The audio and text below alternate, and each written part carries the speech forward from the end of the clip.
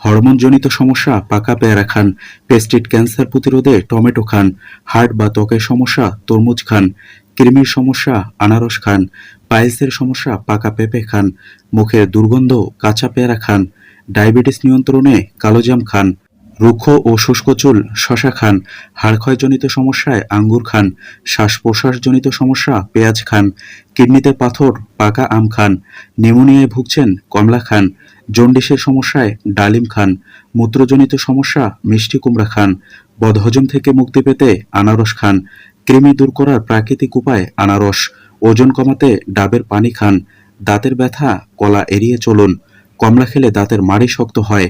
কলা উচ্চ রক্তচাপ নিয়ন্ত্রণে রাখতে সাহায্য করে। আনারস খেলে রক্ত স্বল্পতা হয় না। তরমুজ খেলে কিডনির পাথর দূর হয়। আঙ্গুর ক্যান্সার প্রতিরোধ করে। সুগারকে নিয়ন্ত্রণ করতে টমেটো খান।